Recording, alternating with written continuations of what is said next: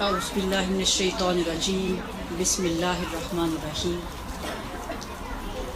اللہ تعالیٰ کی تعریف جس نے اس کائنات کو صورت سے بنایا، صورت کو سیرت سے سجایا، سیرت کو اخلاق سے سجایا، اخلاق کو قرآن سے سجایا، اور قرآن کو صحب قرآن محمد مصطفیٰ صلی اللہ علیہ وسلم کی ذات مبارکہ سے سجایا۔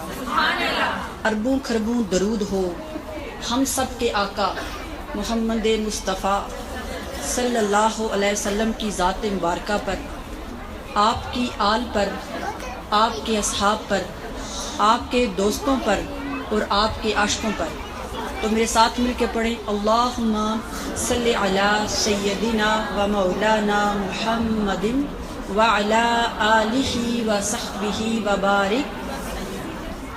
میرا خیال ہے کہ اتنے زیادہ لوگ بیٹھے ہوئے ہیں اور اتنی کم آواز، جن کے لیے آئے ہیں یہاں پر محفل میں، کسی کے لیے تو آئے ہوئے ہیں نا، تو جن کے لیے آئے ہیں جب ان پہ درود پڑھنے کی باری آ رہی ہے تو ہم خاموش ہو گئے ہیں۔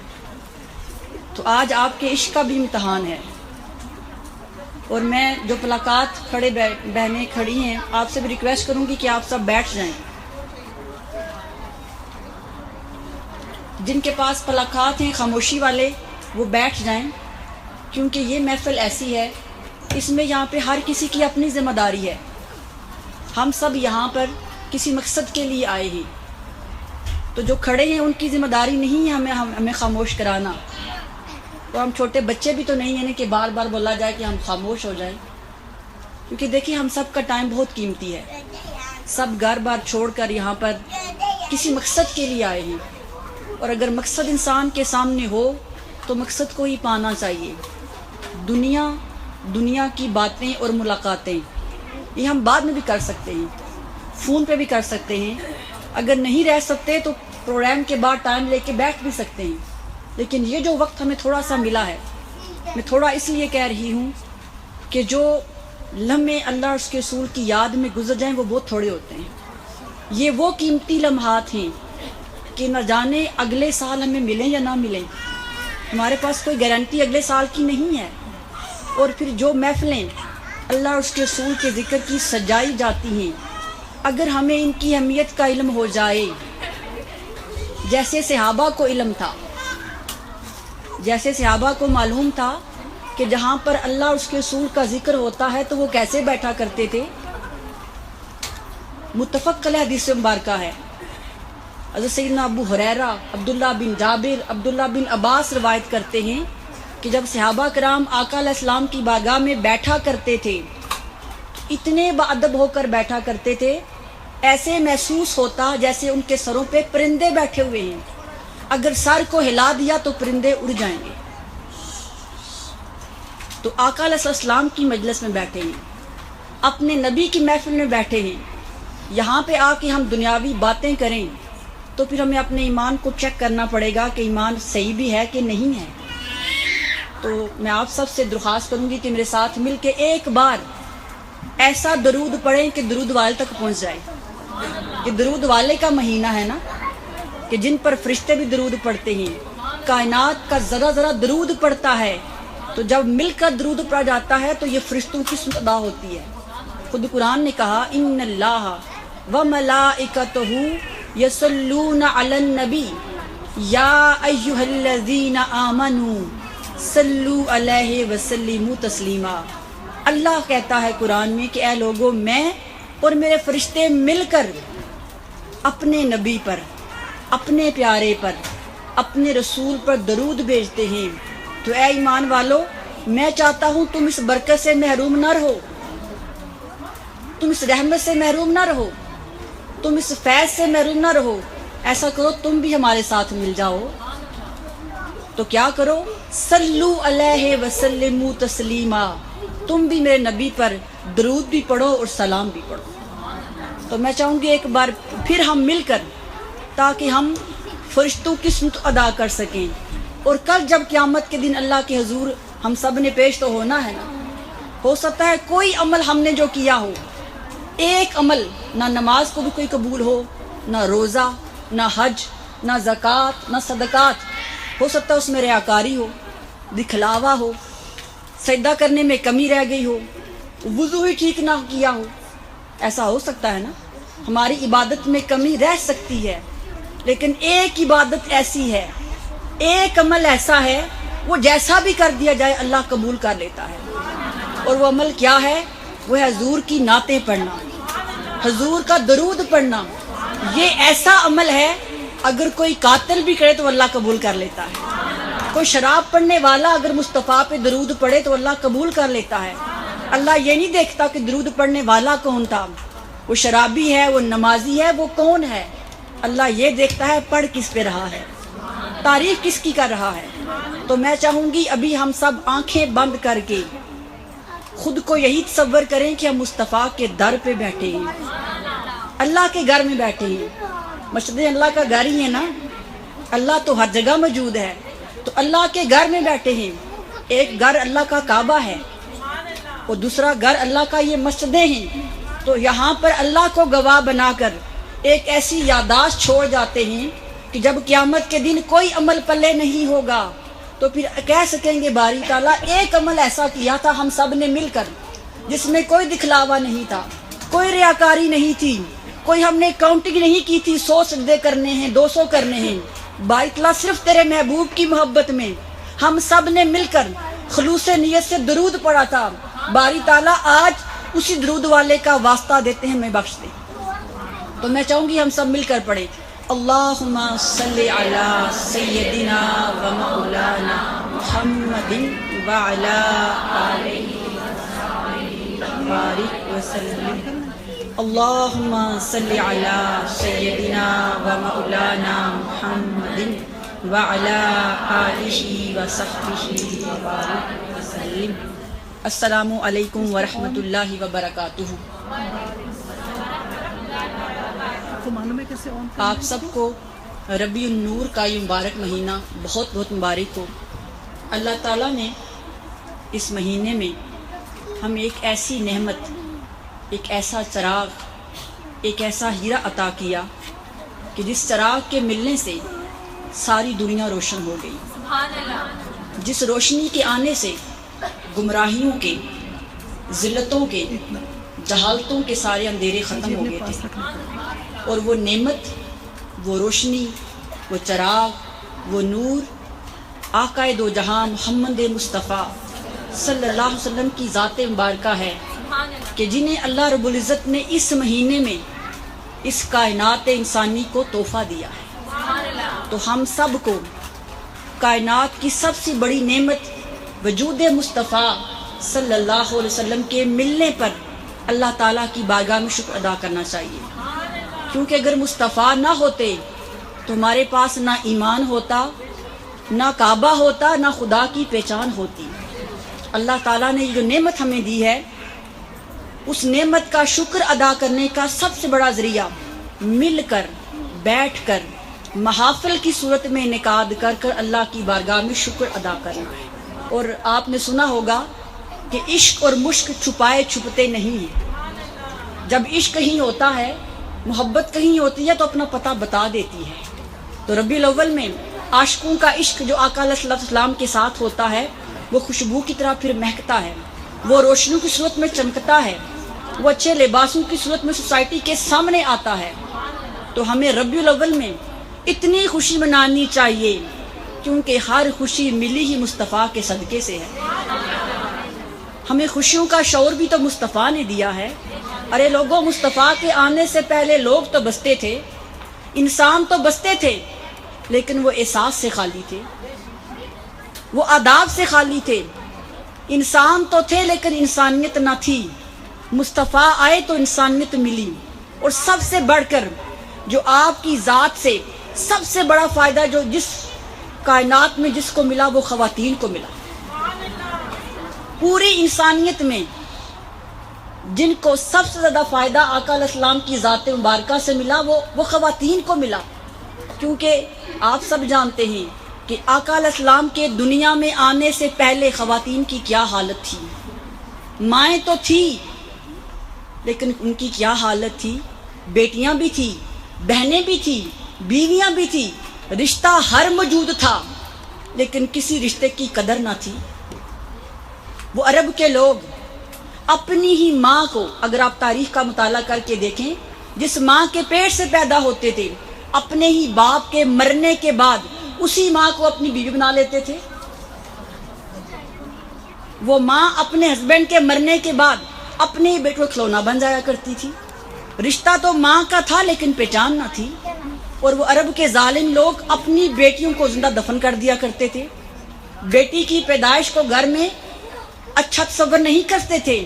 ارے مصطفیٰ آئے تو مصطفیٰ نے آ کے اپنی سیرت سے، اپنے کردار سے لوگوں کو بتایا کہ لوگوں، ماں بوجھ نہیں ہوتی، ماں کھلونا نہیں ہوتی، بلکہ ماں تو وہ شخصیت ہے کہ جس کے قدموں میں اللہ نے جنت رکھ دی ہے۔ اور کہا لوگوں، بیٹیاں منحوس نہیں ہوتی، بیٹیاں تو رحمت ہوتی ہیں۔ اور فرمایا، آقا علیہ السلام نے فرمایا، جس شخص کی 2 یا 3 بیٹیاں ہوں، ہم سب لوگ بھی، اللہ ماشاءاللہ سب نہیں لیکن 90% ایسے لوگ ہیں کہ جب بیٹی پیدا ہوتی ہے تو خوشی نہیں مناتے۔ ہندو کلچر بھی، کیونکہ ہم پاکستان میں ہندوؤں کے ساتھ کافی عرصہ رہے ہیں نا، تو وہ کلچر بھی ہمارے اندر ہے کہ جب بیٹی پیدا ہوتی ہے تو ویلکم نہیں کرتے۔ بہت سے لوگوں سے اس کی وجہ پوچھی ہے کہ ایسی کیا بات ہے، بیٹے کے پیدا ہونے پہ خوشیاں مناتے ہو اور بیٹی کے پیدا ہونے پہ آنسو بہاتے ہو؟ تو جواب میں لوگ کہتے ہیں بیٹی سے ڈر نہیں لگتا، بیٹی کی قسمت سے ڈر لگتا ہے۔ تو میں اکثر یہ سوال کرتی ہوں کہ بیٹا اور بیٹی کون عطا کرتا ہے؟ کون دیتا ہے بیٹا اور بیٹی؟ اللہ تعالیٰ۔ اور قسمتیں کون لکھتا ہے؟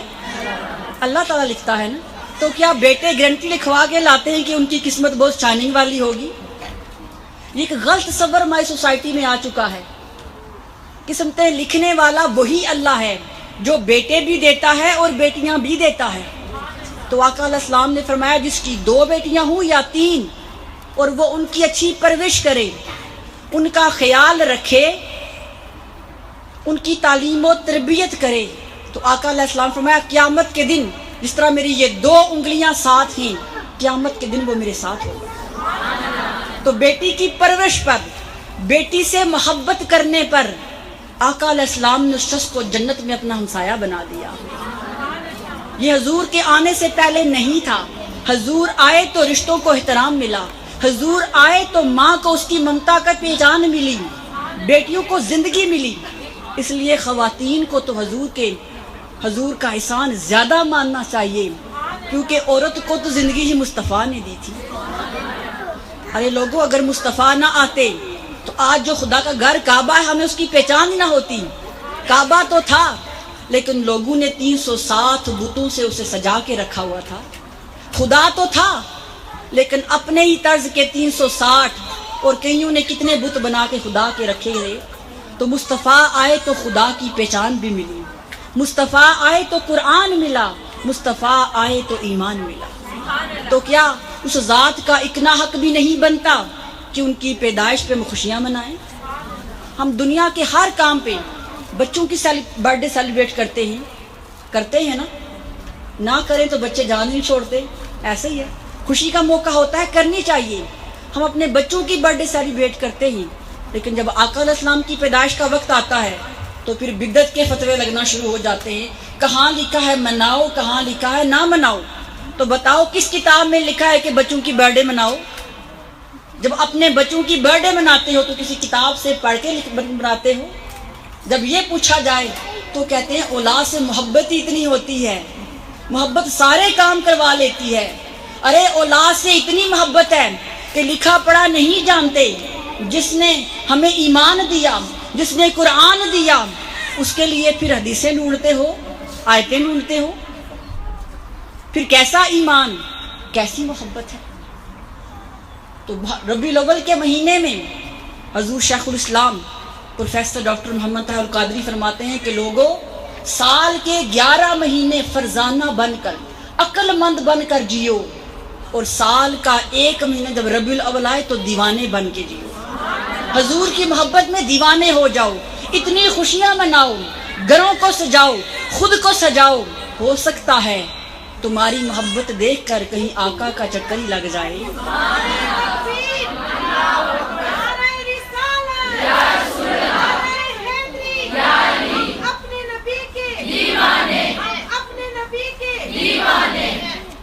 عزیز ماں اور بہنوں، مجھے جس ٹاپک پہ انہوں نے گفتگو کرنے کے لیے کہا تھا میں تھوڑا اس سے ہٹ گئی تھی، لیکن اب واپس آ گئی ہوں، کیونکہ یہ بھی ضروری تھا۔ جب تک ہمیں کسی چیز کی اہمیت کا علم نہیں ہوتا ہم سیریس نہیں لیتے۔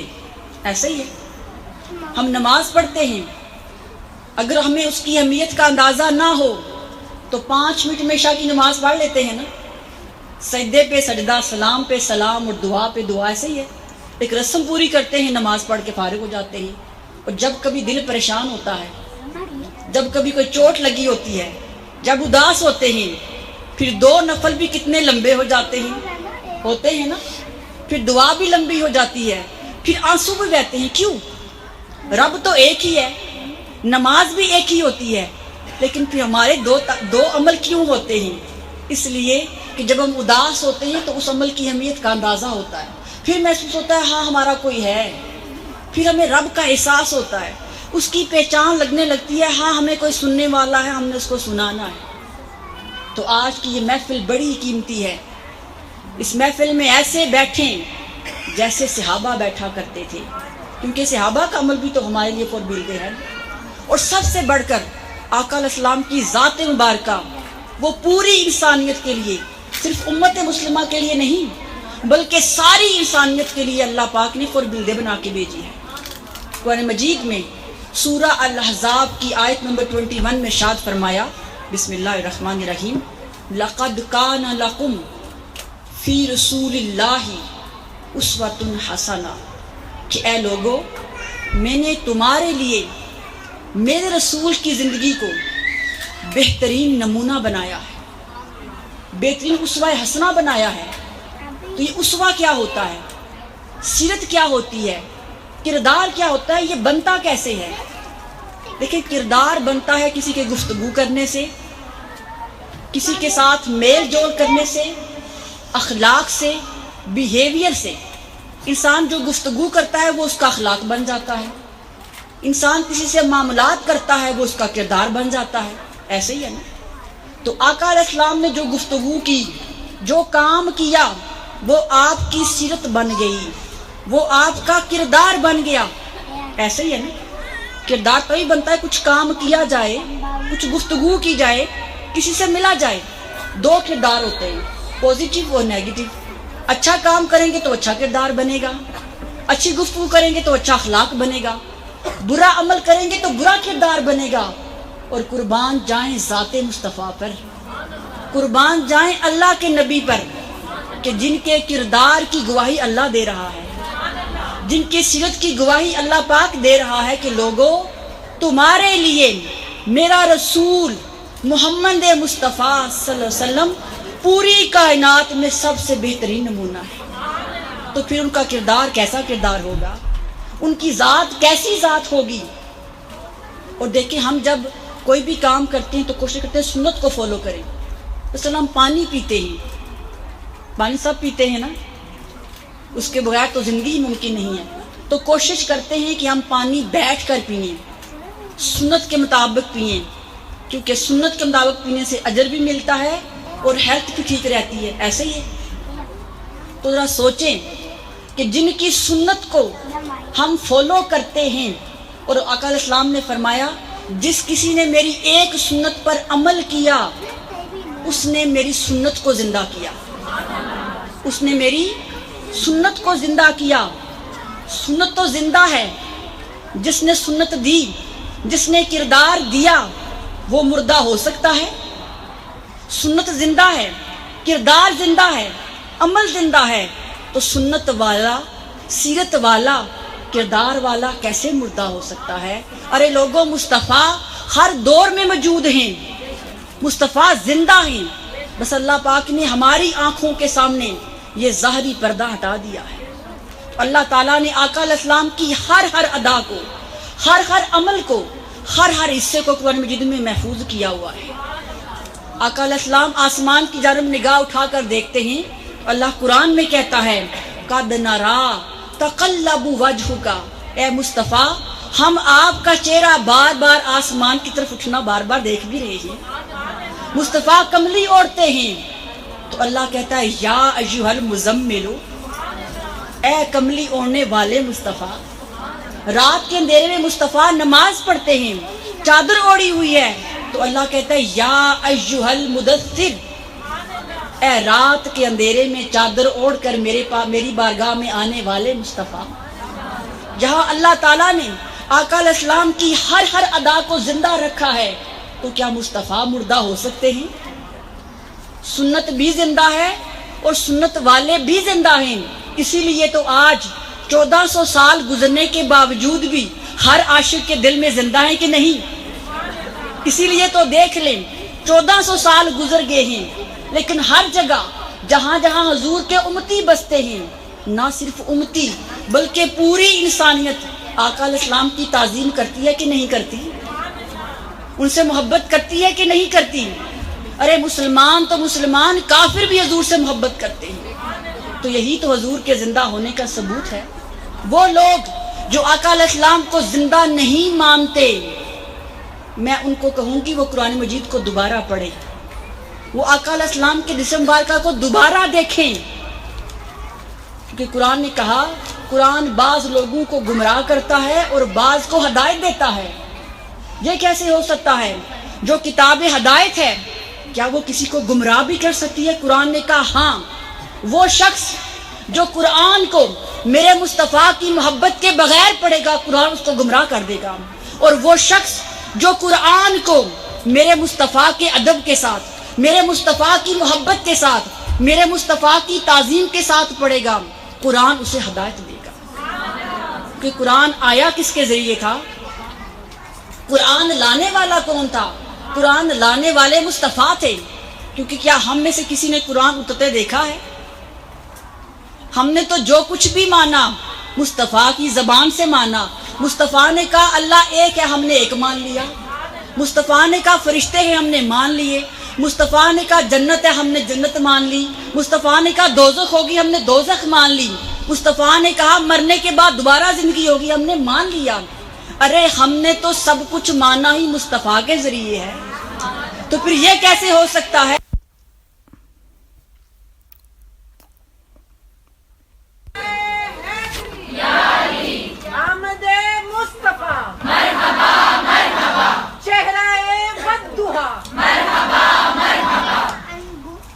اللہ تعالیٰ نے جب قرآن مصطفیٰ کے صدقے دیا ہے، ہر چیز ملی مصطفیٰ کے صدقے سے ہے، تو لوگوں پھر قرآن کو اگر محبت مصطفیٰ کے بغیر پڑھو گے تو قرآن بھی فائدہ نہیں دے گا۔ تو آج آقا علیہ السلام کی سیرت مبارکہ کا ایک ایسا گوشہ آپ کے سامنے رکھا ہے کہ جسے عام طور پر ہم دین نہیں سمجھتے، جسے ہم دنیا داری سمجھتے ہیں۔ تو آئیے آج دیکھتے ہیں کہ جسے ہم دنیا داری سمجھتے ہیں وہ اللہ کے ہاں کیا مقام رکھتی ہے، کہ آقا علیہ السلام کا بیہیویئر، کردار اپنے گھر والوں کے ساتھ کیسا تھا۔ کسی بھی انسان کے اگر اخلاق کو چیک کرنا ہو تو اس کی فیملی سے پوچھیں کہ یہ اپنے گھر والوں سے کیسا بیہیویئر کرتا ہے، کیونکہ جو دوست احباب ہوتے ہیں، رشتہ دار ہوتے ہیں، جو باہر کے لوگ ہوتے ہیں، ان سے انسان نے کبھی کبھی ملنا ہوتا ہے۔ جب کسی سے کبھی کبھی ملنا ہوتا ہے نا تو ہم سب کوشش کرتے ہیں اپنا دی بیسٹ دیں، چہرے پہ اسمائل رکھیں، ہگلی رہیں، ایسا ہی ہے نا۔ لیکن جو ہی ہم گھر جاتے ہیں وہ ساری اسمائل، وہ ساری نرمی، وہ جو کچھ بھی ہمارے ایٹیکیٹ گھر سے باہر ہوتے ہیں، اصل تب پتہ چلے گا کہ گھر والوں کے ساتھ ویسا بیہیویئر کرتے ہیں کہ نہیں کرتے، کیونکہ انسان کی زندگی گھر میں اور گھر والوں سے زیادہ گزرتی ہے۔ گھر والوں سے ڈیلی واسطہ پڑتا ہے، گھر والوں کو ڈیلی ملنا پڑتا ہے، دیکھنا پڑتا ہے، ان سے ڈیلی بات کرنی پڑتی ہے۔ تو آئیے پھر آقا علیہ السلام کو دیکھتے ہیں کہ حضور گھر والوں کے ساتھ کیسے تھے۔ آقا علیہ السلام کی ساری زندگی ہمارے سامنے ایک کتاب کی مانند ہے، اور جہاں تک گھر کی بات ہے تو گھر کی بات گھر والے ہی بتا سکتے ہیں نا، ایسے ہی ہے نا۔ جو بندہ گھر میں رہتا ہو اس کے فیملی والے بتا سکتے ہیں نا یہ گھر میں کیسا ہے۔ تو سیدہ عائشہ صدیقہ روایت کرتی ہیں، وہ گھر میں رہتی ہیں نا، صبح و شام حضور کے ساتھ رہتی ہیں، وہ روایت کرتی ہیں۔ اور سیاہ ستہ میں یہ حدیث مبارکہ ہے کہ آقا علیہ السلام نے فرمایا، بخاری مسلم ہر کتاب میں موجود ہے، آقا علیہ السلام نے فرمایا مومنوں میں سے کامل ترین مومن وہ ہے جو بہترین اخلاق کا مالک ہے، جس کا کردار سب سے اچھا ہے۔ اور پھر فرمایا جو اپنی فیملی کے ساتھ بہت نرم رہتا ہے۔ اور پھر ساتھ ہی فرمایا لوگوں سن لو، میں اپنے گھر والوں کے ساتھ تم سب سے زیادہ بہتر ہوں۔ تو اخلاق کو چیک کرنے کا جو پہلا پیمانہ ہے وہ ہے نرم دلی، وہ بیہیویئر، وہ کردار ہے کہ گھر والوں کے ساتھ ہمارا بیہیویئر کیسا ہے۔ آج ایک فیشن آ چکا ہے کہ گھر سے باہر جائیں تو اسمائل چہرے پہ رکھیں، گفٹ بھی دیں، کھانے بھی کھائیں، سب کچھ کریں، اور جو ہی ہم گھر آتے ہیں کوٹ اتارا، جوتے اتارے تو ماتھے پہ بال پڑ جاتے ہیں۔ ساری تھکاوٹ، سارا غصہ یا بچوں پر یا بیوی پر یا ہسبینڈ پر یا ماں باپ پر یا جو بھی رشتے ہیں ان پہ ہم اتار دیتے ہیں۔ لوگوں کے لیے ہم بہت اچھے ہیں لیکن اپنے گھر والوں کے لیے کیسے ہیں یہ بھی تو دیکھنا ہے۔ تو آقا علیہ السلام نے فرمایا میں ساری کائنات کے جتنے لوگ ہیں ان میں سب سے زیادہ اپنے گھر والوں کے لیے بہتر ہوں۔ وہ کیسے بہتر تھے؟ یہ کتاب ہے میرے پاس، میں انبفالے کروں گی، جن کی اردو اچھی ہے وہ اس کو پڑھیں، نور الابصار۔ اس میں آقا علیہ السلام کی جو داغلی لیو ہے اس کے بارے میں حدیث مبارکہ کی روشنی میں بتایا گیا ہے کہ حضور کی داغلی لیو کیسی تھی، حضور گھر والوں سے کیا اس نے سلوک کرتے تھے۔ تو سیدہ عائشہ صدیقہ روایت کرتی ہیں کہ آقا علیہ السلام کے اوپر جو نبوت کی ذمہ داری تھی سب سے بڑی ذمہ داری تھی۔ آج ہم بھی مصروف ہوتے ہیں لیکن جو ڈیوٹی، جو جاب آقا علیہ السلام کے پاس تھی ایسے کسی کے پاس ہے؟ نبوت کی ذمہ داری، اللہ کے حکم کو، اللہ کے قانون کو، اللہ کی تعلیمات کو لوگوں تک پہنچانا۔ اس کے باوجود بھی آقا علیہ السلام نے اپنی فیملی کے لیے ٹائم مخصوص رکھا ہوا تھا۔ ہر روز عصر کے بعد آقا علیہ السلام اپنے گھر تشریف لایا کرتے تھے، اور آ کر کیا کرتے؟ غصہ نہیں کرتے تھے، روب نہیں ڈالتے تھے، بلکہ کیا کرتے تھے کہ آقا علیہ السلام کی 11 وائفز تھی ایک وقت میں، ان کے گھر بھی الگ الگ تھے، ساتھ ساتھ تھے لیکن اپنا اپنا گھر تھا۔ ہر ایک وائف کو ٹائم دیتے، اس کی خیریت پوچھتے، اس کی ضرورت پوچھتے، اور پھر کیا کرتے؟ ان کے ساتھ ہنسی مذاق کرتے۔ آقا علیہ السلام ان کی دل جوئی کیا کرتے تھے، ان کے ساتھ مذاق میں گفتگو کرتے تھے، ان کے چہرے پہ مسکراہٹیں بکھیرتے تھے۔ اور ایک بار سیدہ عائشہ صدیقہ کی باری تھی تو حضور ان کے پاس تھے، چونکہ آقا علیہ السلام کی جتنی بھی بیویاں تھیں وہ سب حضور سے بہت محبت کرتی تھی۔ تو کسی ایک اور وائف نے اچھا کھانا بنایا ہوا تھا، ان کے ذہن میں آیا چلو مصطفیٰ کو بھیج دیتی ہوں۔ انہوں نے وہ کھانا اپنی خادمہ کے ہاتھ آقا علیہ السلام کو سیدہ عائشہ کے گھر بھجوایا۔ چونکہ باری سیدہ عائشہ صدیقہ کی تھی، حضور وہاں بیٹھے ہوئے تھے کہ خادمہ چلی گئی اور جا کر کہا یا رسول اللہ صلی اللہ علیہ وسلم آپ کی فلاں وائف نے آپ کے لیے کھانا بھیجا ہے۔ تو سیدہ عائشہ صدیقہ کو غصہ آ گیا کہ میرے گھر میں ہے، میری باری ہے اور کھانا کوئی اور بھیج رہا ہے۔ تو آپ کو غصہ آیا، آپ نے زور سے اپنا ہاتھ پلیٹ پر مارا، وہ خادمہ کے ہاتھ سے پلیٹ نیچے گری، کھانا بھی نیچے گر گیا اور پلیٹ بھی ٹوٹ گئی۔ اب ہونا کیا چاہیے؟ اب تو غصہ آنا چاہیے نا کہ کھانا بھی گرا دیا ہے، پلیٹ بھی توڑ دی ہے۔ لیکن اگر آپ سیرت کی کتاب کو کھول کر دیکھیں تو آقا علیہ السلام کو غصہ نہیں آیا، حضور مسکرا پڑے۔ اور آپ نے کیا کیا؟ خود آپ نے وہ جو ٹوٹا ہوا برتن تھا اس کو اٹھانا شروع کر دیا، اور جب سیدہ عائشہ صدیقہ نے دیکھا کہ حضور کو غصہ نہیں آیا، حضور مسکرا رہے ہیں، گرے ہوئے کھانے کو اٹھا رہے ہیں، تو آپ بھی ان کے پاس چلی گئیں، ان کے ساتھ مل کر وہ جو گرا ہوا کھانا تھا اٹھانا شروع ہو گئی۔ آقا علیہ السلام دیکھا عائشہ کا موڈ ریلیکس ہو گیا ہے تو آپ نے کیا کیا؟ وہ گرا ہوا جو کھانا تھا اسے اٹھا کر سیدہ عائشہ کے منہ پہ مل دیا۔ جب ان کے منہ پہ ملا تو وہ مسکرا پڑی، ہنس پڑی۔ جواب میں انہوں نے بھی وہ جو کھانا تھا وہ آقا علیہ السلام کے چہرے پر مل دیا۔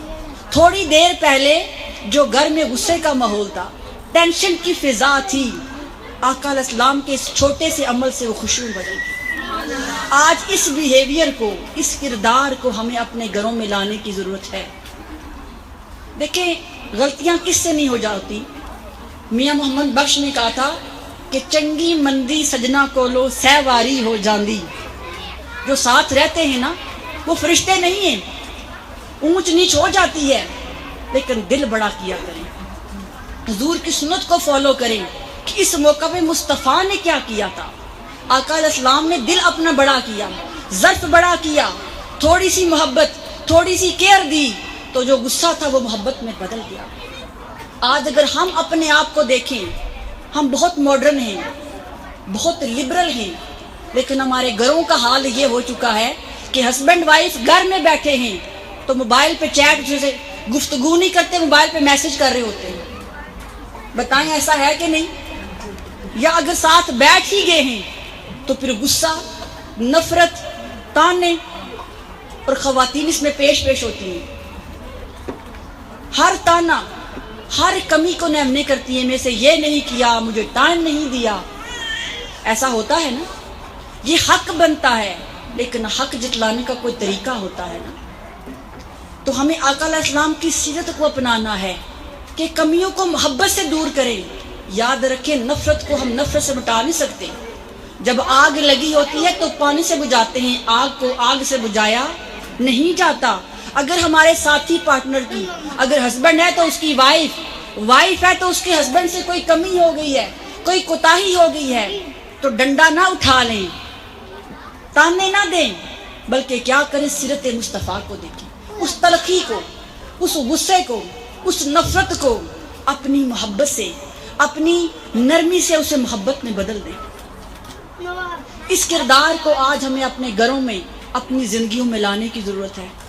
اور پھر جتنی بھی آقا علیہ السلام کی وائفز تھی، دیکھیں 11 وائفز تھی، 11 مختلف ٹرائب، بلکہ کچھ تو مسلمان بھی نہیں تھی، کچھ آپ کی فیملی سے تھی، کچھ آؤٹ آف فیملی تھی، کوئی امیر تھی، کوئی غریب تھی، کوئی کسی سردار کی بیٹی، کوئی کسی بادشاہ کی بیٹی تھی۔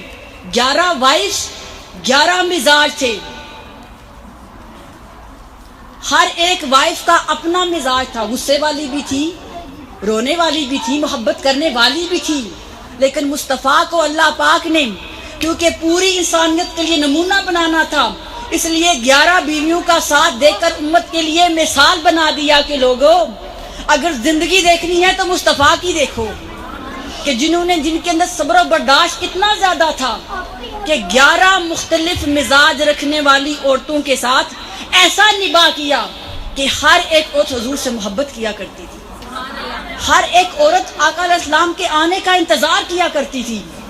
کیا آقا علیہ السلام بہت امیر تھے؟ بتائیں۔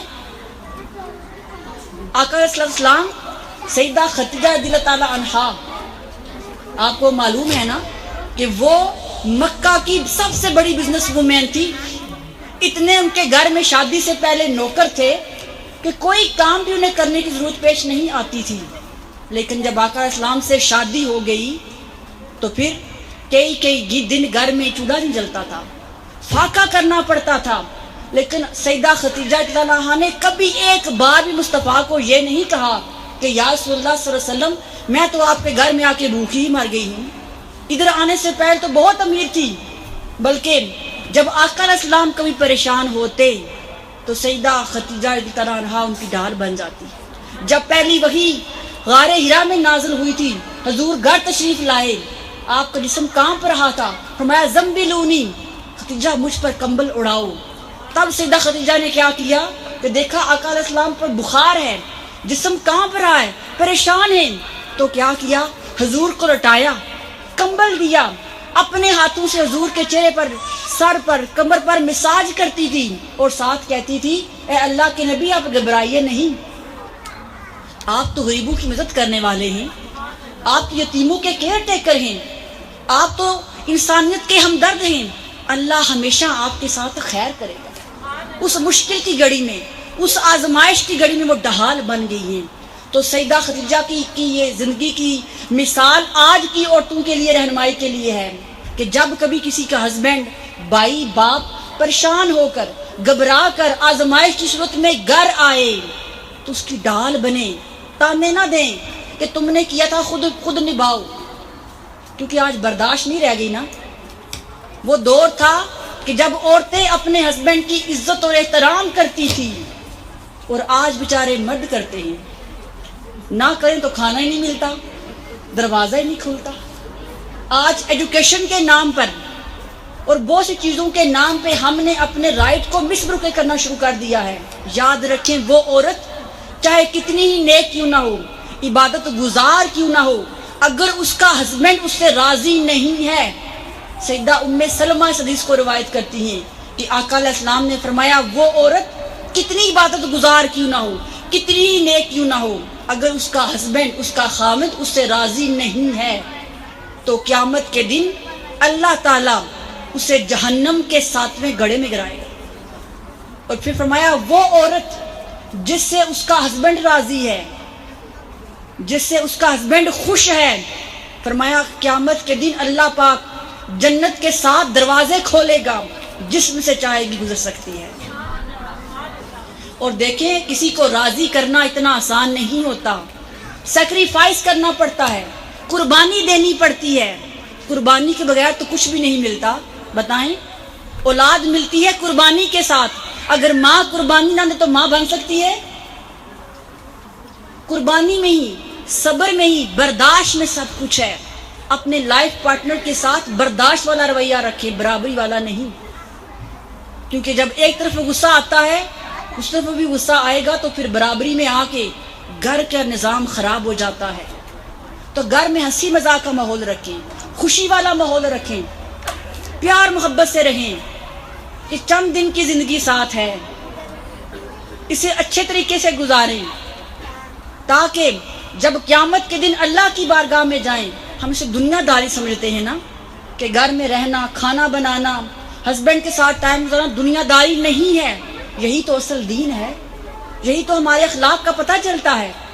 دیکھیں، خامند کی عزت اس کی جیب دیکھ کے نہیں کرنی چاہیے کہ وہ کتنا امیر ہے۔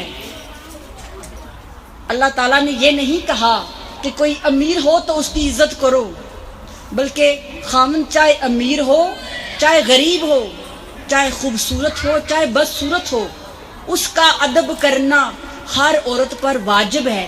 اور خامند کے لیے بھی، ہمارے ہاں کچھ فیملیز میں ایسا ہوتا ہے کہ خواتین کے حقوق کو بھی خیال نہیں رکھتے، تو اگر کوئی خامند، کوئی مرد کسی عورت پر ظلم کرتا ہے، اس کے حقوق کا خیال نہیں رکھتا، لاکھ نمازیں پڑھ لے، لاکھ حج کر لے، لاکھ نمازیں پڑھا لے، اگر اس کی بیوی اس سے راضی نہیں ہے تو قیامت کے دن وہ بھی جواب دہ ہوگا، کیونکہ اللہ تعالیٰ اپنے حقوق تو معاف کرتا ہے لیکن بندوں کے حقوق معاف نہیں کرتا۔ اور پھر جو ہسبینڈ وائف کا رشتہ ہے، یہ دنیا کا مشکل ترین رشتہ ہے، دنیا کا خوبصورت ترین رشتہ بھی ہے اور مشکل ترین رشتہ بھی ہے۔ آپ کہیں گے وہ کیسے؟ دیکھیں، کسی کا کوئی کی بیٹی ہے، ماں ہے، بہن ہے، خالہ ہے، پھپھو ہے، بھائی ہے، باپ ہے، اگر کسی کا بیٹا نافرمان ہے، ان کا کہنا نہیں مانتا، لیکن بیٹا تو رہے گا نا، رشتہ ٹوٹے گا تو نہیں نا۔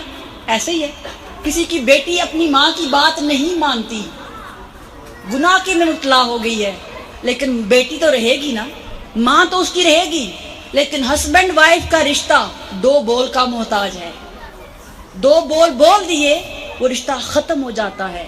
اس لیے یہ مشکل ترین رشتہ بھی ہے، یہ آزمائش والا رشتہ بھی ہے۔ اگر اس رشتے کو ہم محبت کے ساتھ، ادب کے ساتھ، احترام کے ساتھ، برداشت کے ساتھ گزاریں تو یہ عبادت بن جاتا۔ وہ ایک صحابی تھے، ابن ماجہ کی حدیث مبارکہ ہے، ان کا نام تھا عمران، لیکن ان کا رنگ بہت کالا تھا، ہونٹ بہت موٹے تھے، لیکن ان کی وائف بہت خوبصورت تھی۔ تو ایک بار دونوں میاں بیوی بیٹھے ہوئے تھے، اس عورت نے اپنے ہسبینڈ کو دیکھا تو کہا، شکر اللہ الحمدللہ۔ تو اس کے ہسبینڈ نے پوچھا کہ تم نے مجھے دیکھ کر شکر الحمدللہ کیوں کہا ہے؟ اس نے کہا چھوڑو، کبھی بعد میں بتاؤں گی۔ اس نے کہا نہیں، آج ہی بتاؤ کہ مجھے دیکھ کر تم نے یہ کیوں کہا کہ شکر الحمدللہ؟ اس نے کہا دیکھو، بات یہ ہے کہ اللہ نے تمہیں شکل دی ہے ظاہر ہے میرے برابر کی تو نہیں ہے، تو میں جب تمہارا چہرہ دیکھتی ہوں تو اللہ کی دی ہوئی اس عطا پر صبر کرتی ہوں۔ اس نے کہا اچھا، اس نے کہا چونکہ میں بہت خوبصورت ہوں تو تم میرے ملنے پر اللہ کا شکر ادا کرتے ہو، چونکہ میں خوبصورت ہوں تمہیں مجھے دیکھ کر خوشی ہوتی ہے، تو کیا تم مجھے دیکھ کر شکر ادا نہیں کرنا چاہو گے؟ اس نے کہا کرنا چاہوں گا۔ اس نے کہا اللہ خود فرماتا ہے نا کہ صبر اور شکر کرنے والوں کو جنت عطا فرماؤں گا، اس لیے کہہ رہی ہوں شکر الحمدللہ کہ تمہارے ساتھ زندگی کا اتنا لمبا عرصہ گزارا ہے صبر کے ساتھ، اور تم نے زندگی کا لمبا عرصہ گزارا ہے شکر کے ساتھ، اس لیے جنت میں بھی تمہارے ساتھ ہوں۔ تو بات کرنے کا پرپز ہے چہروں پر نہ جائیں، چہرے کی خوبصورتی عارضی ہے، اصل کردار ہوتا ہے، اصل اخلاق ہوتا ہے۔ یہ فٹنس، یہ چہرے یہ ختم ہو جاتے ہیں، تو چہروں کی خوبصورتی پہ نہ مرے۔ ہو سکتا ہے کوئی بہت خوبصورت ہو، بہت ہینڈسم ہو، عورت بہت خوبصورت ہو لیکن کردار ہی نہ ہو، بات کرنے کی تمیز ہی نہ ہو۔ ہو سکتا ہے کسی کی صورت حسین نہ ہو لیکن سیرت اچھی ہو، کردار اچھا ہو۔ تو آقا علیہ السلام نے اپنی زندگی میں یہ مثال بنا دی کہ اچھا کردار صورت دیکھ کر نہیں سیرت سے ہوتا ہے۔ تو اگر ہم چاہتے ہیں کہ ہماری زندگی میں سکون آئے تو پھر گھروں میں آقا علیہ السلام کی سیرت کو اپنائیں۔ ایک اور واقعہ بھی سیدہ عائشہ صدیقہ سے ہے کہ وہ روایت کرتی ہیں کہ ایک بار جہاد پر میں آقا علیہ السلام کے ساتھ گئی تھی، تو واپسی پر صحابہ بھی ساتھ تھے، سیدہ عائشہ بھی ساتھ تھی۔ تو آقا علیہ السلام نے صحابہ سے کہا آپ لوگ چلو ہم آتے ہیں۔ جب صحابہ آگے چلے گئے تو سیدہ عائشہ سے فرمایا عائشہ دوڑ نہ لگائیں، تو آپ نے فرمایا دوڑ لگاتے ہیں۔ تو آقا علیہ السلام اور سیدہ عائشہ کی ریس لگی، دونوں نے دوڑ لگائی۔ سیدہ عائشہ کہتی ہیں ان دنوں میں بہت سمارٹ تھی، پتلی تھی، میں آگے نکل گئی، حضور پیچھے رہ گئے۔ کہتی ہیں پھر کچھ عرصہ گزرا، پھر حضور نے کہا عائشہ آؤ آج دوڑ لگاتے ہیں۔ تو جب دوڑ لگائی تو کہتی ہیں میں پیچھے رہ گئی، حضور آگے نکل گئے۔ تو پھر آقا علیہ السلام فرمایا عائشہ اس دن کا بدلہ آج لے لیا ہے۔ یہ دیکھیں کتنی محبت ہے، کتنی ہنسی ہے، کتنی نرمی ہے آپس میں، کیونکہ اس سے تعلقات میں مضبوطی آتی ہے۔ اور آپ نے وہ نعت بھی سنی ہوگی کہ جس پیالے سے سیدہ عائشہ پانی پیا کرتی تھی، آقا علیہ السلام بھی اسی پیالے سے اسی جگہ سے پانی پیا کرتے تھے۔ یہ امت کے لیے مثال تھی۔ اس سے آپس میں محبت پیدا ہوتی ہے، اس سے قربت پیدا ہوتی ہے، اس سے تعلقات میں مضبوطی آتی ہے۔ تو اگر مصطفیٰ کی سنت کو اپنائیں تو اس میں خیر ہی خیر ہے، اس میں بہتری ہی بہتری ہے۔ آج ہمارے آئیڈیل کچھ اور ہو گئے ہیں، ہم مطلب کے لیے دین کو استعمال کرتے ہیں۔ جب ہم پر کوئی آزمائش آتی ہے پھر ہم وظیفے پڑھتے ہیں دل رام کرنے کے لیے، دل موم کرنے کے لیے۔ تو یاد رکھیں وظیفوں سے دل موم نہیں ہوتے، وظیفوں سے دل رام نہیں ہوتے۔ اگر دل رام کرنا ہے تو اچھا اخلاق اپناؤ۔ دل موم کسی کو اپنا بنانا ہے تو اس کے لیے اپنا اچھا اخلاق دکھاؤ، اپنی سیرت میں تبدیلی لاؤ اور طبیعت میں نرمی لاؤ، کیونکہ آقا علیہ السلام نے فرمایا جو نرمی سے محروم رہا وہ خیر سے محروم رہا۔ جس شخص کے اندر نرمی نہیں ہے اس کے اندر خیر نہیں ہے، کیونکہ جب ہر وقت غصہ ہی غصہ ہوگا، نفرت ہی نفرت ہوگی تو خیر کہاں سے آئے گی؟ نرمی کا مطلب ہے گنجائش دیں، توڑنے کی بجائے جوڑے رکھیں، برداشت کریں، کیونکہ زندگی برداشت کا نام ہے۔ کسی کے آج کل تو شاید فاسٹ فوڈ کا اثر اتنا ہے کہ ہمارے اندر برداشت ختم ہو گئی ہے، اور دوسری چیز آئیڈلزم بہت ہے ہمارے اندر۔ ہم دوسروں کو دیکھ کر اپنے گھر کا اندازہ لگاتے ہیں، فلاں کا ہسبینڈ ایسا ہے، فلاں کی وائف ایسی ہے، فلاں کے بچے ایسے ہیں، ان کو دیکھ کر ہم اپنا گھر تباہ کر لیتے ہیں۔ دوسروں کی چمک دمک دیکھ کر کبھی اپنا گھر خراب نہ کریں، بلکہ ہر بندہ کوشش کرے کہ اپنے گھر کے اندر سیرت مصطفیٰ کو لے کر آئے اور صحابیات کی سنت کو لے کر آئے۔ آخری بات کروں گی کہ سیدہ خدیجہ، میں نے آپ سے کہا کہ حضور کی وہ وائف جو مکہ کی امیر ترین عورت تھی، جب حضور کے گھر میں آ گئی پھر خود گھر کا کام بھی کرتی تھی، چکی بھی خود پیستی تھی، آٹا بھی خود گوندتی تھی، صفائی بھی خود کرتی تھی، آقا اسلام کے کپڑے بھی خود دھوتی تھی، ان کا بستر بھی ٹھیک کرتی تھی۔ ایک بار آقا علیہ السلام کسی مجلس میں بیٹھے تھے تو جبرائیل بھی تشریف لائے اور کہا اے آقا اللہ تعالیٰ نے آپ کو سلام بھیجا ہے اور ساتھ کہا ہے ختیجہ کو پیغام دے دے کہ اللہ تعالیٰ نے ختیجہ کے لیے جنت میں موتیوں سے بنا ہوا ایک محل بنا دیا ہے۔ صحابہ بھی بیٹھے تھے، حیران رہ گئے کہ ایسا کیوں ہے؟ تو جبرائیل نے کہا یا رسول اللہ صلی اللہ علیہ وسلم یہ اس لیے ہے، اتنی سردی میں اس وقت ختیجہ آپ کے لیے سوپ کا ایک پیالہ بنا کے لا رہی ہیں، آپ لوگوں کی مجلس میں بیٹھے ہیں، وہ گھر بیٹھ کر آپ کی اتنی کیئر کرتی ہیں کہ اللہ کو یہ ادا اتنی پسند آئی ہے کہ آپ کی خدمت کے صلے میں اللہ پاک نے جنت میں ان کے لیے موتیوں کا محل بنا دیا۔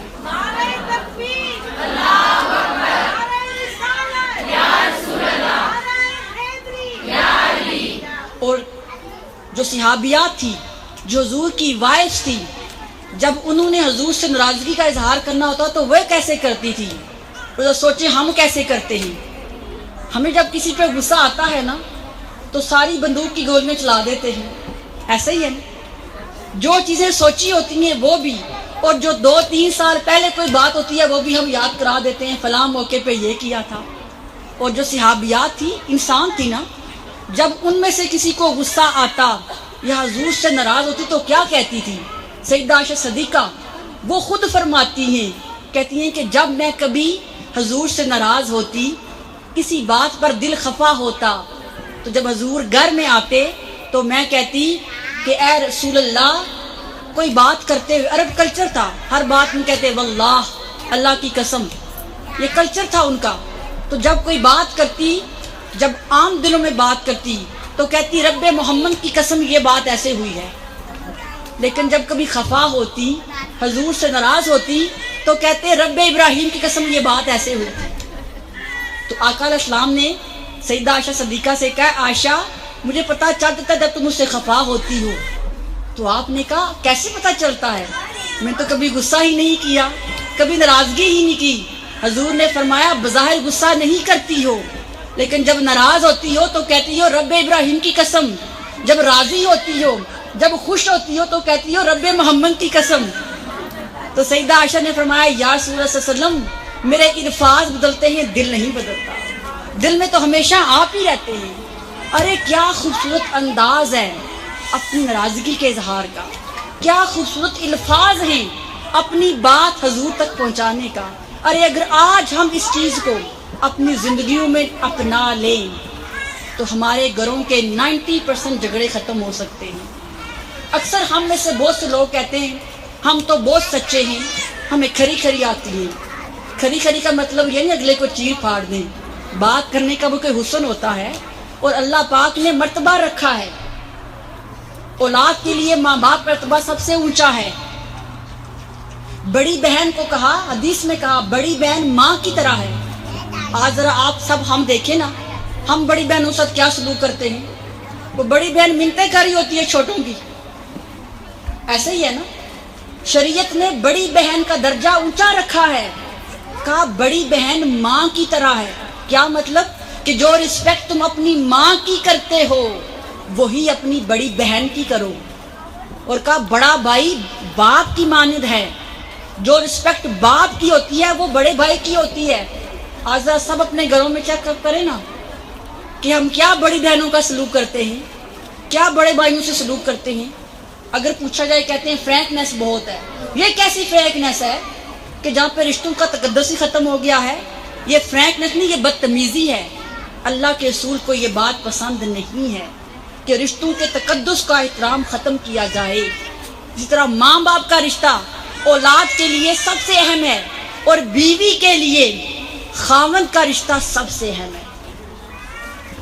جس طرح ماں باپ کی عزت کرنا سب پر واجب ہے، اسی طرح شوہر کی خدمت کرنا، اس کی تعظیم کرنا یہ بھی عورت پر واجب ہے، اور مرد پر بھی واجب ہے کہ وہ بھی اپنی وائف کا احترام کرے۔ لیکن ہم پاکستانی ہیں نا، اگر کوئی شخص، کوئی شوہر بیچارہ اپنی وائف سے ادب سے بات کر لے تو ہم کہتے ہیں ترن مرید ہو گیا ہے۔ ایسا ہی ہے نا، ہماری سوسائٹی، ہمارا کلچر ایسا ہے کہ ہم سمجھتے ہیں کہ صرف مرد کا حق ہے رسپیکٹ اور عزت. نہیں، اسلام نے ایسا نہیں کہا. اسلام نے عورت کو بھی عزت دی ہے، عورت کو بھی احترام دیا ہے. تو جہاں پر عورتوں کے اوپر واجب ہے اور مرد پر بھی واجب ہے کہ وہ بھی تعظیم کے ساتھ. یہ بات میں نے اس لیے کیا، یہاں مائیں بیٹھی ہیں، اپنے بیٹوں کی اچھی تربیت کریں تاکہ وہ کل کسی آنے والی کے ساتھ مس بیہیو نہ کریں. ہم جس کی اکثر خواتین سے جب یہ بات کریں تو کہتی ہے میرے ہسبینڈ نے تو میری کوئی عزت نہیں کی. چلیں آپ کا وقت تو گزر گیا ہے، کسی اور کے لیے آسانی پیدا کر جائے، کسی اور کے لیے خیر کا دروازہ کھول جائیں.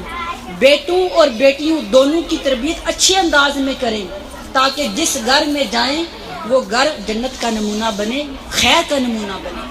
تو آج کی اس مجلس میں جو آقا علیہ السلام کے نام پر ان کی سیرت پر سجائی گئی ہے، آخری بات کروں گی کہ اکثر ایسا ہوتا ہے کہ جب ہمیں غصہ آتا ہے نا یا کوئی زیادتی کرتا ہے تو ہمیں لگتا ہے ہم سب سے مظلوم ہیں، ہمارے ساتھ بہت زیادتی ہوئی ہے، چاہے وہ ہسبینڈ ہو چاہے وائف ہو. ایسا ہی ہے نا، جب دل دکھتا ہے، دل اداس ہوتا ہے تو لگتا ہے بہت ظلم ہوا ہے، ساری ناانصافی تو میرے ساتھ ہو گئی ہے، ساری حق تلفی میرے ساتھ ہو گئی ہے.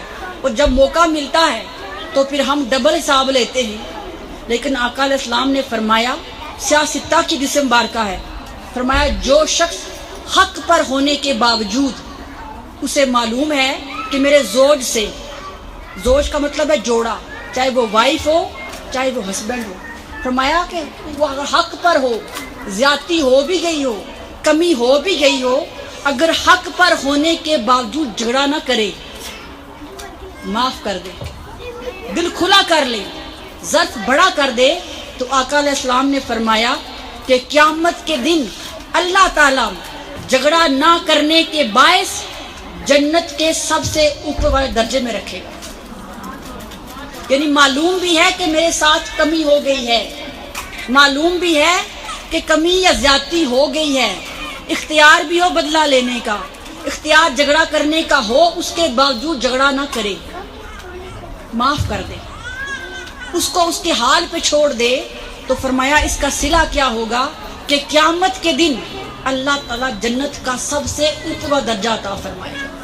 اب دیکھ لیں، سودا تو ہم نے کرنا ہے نا کہ دنیا کی 4 دن کی اتنی بدلے لینے ہیں یا آخرت میں وہ جو فور ایور نعمتیں ہیں ان کو ہم نے لینا ہے. اللہ تعالیٰ کی بارگاہ سے دعا ہے کہ وہ ہمیں سیرت رسول صلی اللہ علیہ وسلم کے سائے میں زندگی گزارنے کی توفیق عطا فرمائے. کیونکہ حضور کی زندگی ایسی زندگی ہے جو کوئی اس کو اپناتا ہے وہ خود بھی سنور جاتا ہے، اس کی نسلیں بھی سنور جاتی ہیں.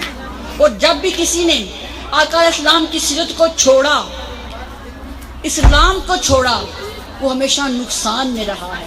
کوشش کریں، دیکھیں ہم سب مسلمان ہیں لیکن ہمارے گھروں میں اسلام نہیں ہے. کیا میری بات سے آپ اتفاق کرتے ہیں؟ ہم مسلمان تو ہیں لیکن گھروں میں اسلام نہیں ہے، اخلاق نہیں ہے. اسلام کا مطلب امن و سلامتی ہے، اچھا بیہیویئر ہے، محبت ہے، پیار ہے، سیکریفائس ہے. تو اپنے گھروں کو اسلام والا بنائیں، اپنے گھروں کو محبتوں والے گھر بنائیں، اپنے گھروں کو امن والے گھر بنائیں، اور اپنے گھروں کے اندر ایسا ماحول بنائیں تاکہ بچوں کی اچھی تربیت ہم کر سکیں. آج ہم خواب بڑے بڑے دیکھتے ہیں، ہم کہتے ہیں کہ ہم رہیں ناروے میں، موت مدینہ میں آئے. ایسا ہی ہے نا، بچے ہمارے فرمانبردار ہوں، 5 وقت کے نمازی ہوں، اور قیامت کے دن اللہ کی جنت ملے. یہی خواب ہے نا ہر مسلمان کے. لیکن اس خواب کو پورا کرنے کے لیے کچھ ایفرٹ کرنی پڑے گی. وہ یہ ہے کہ اپنی اولاد کی تربیت اچھی کرنی پڑے گی. اور اگر ہم اپنی اولاد کی تربیت اچھی نہ کر سکے تو قیامت کے دن ہم جواب دہ ہوں گے. کیونکہ سیدنا ابو ہریرہ روایت کرتے ہیں کہ آقا علیہ السلام نے فرمایا کہ اپنی اولاد کو 3 باتوں کی تعلیم ضرور دو. پہلی، قرآن مجید کی تعلیم. ہر ماں باپ پر فرض ہے کہ وہ اپنی اولاد کو قرآن مجید کی تعلیم دیں.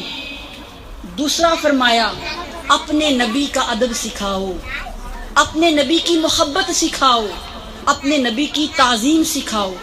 اور تیسرا فرمایا میری آل کی محبت، میری اہل بیت کا ادب، میری آل کے ساتھ رشتہ غلامی، یہ 3 چیزیں سکھانا ہر والدین پر فرض ہے۔